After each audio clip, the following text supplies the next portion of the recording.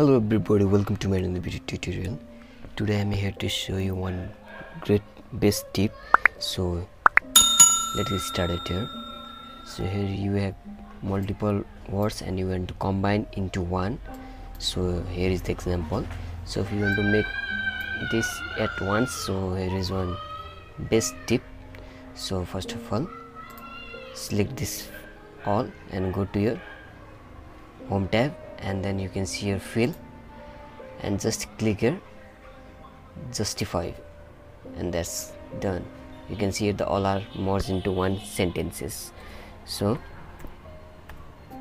you have to just go into your fill apps option and then justify.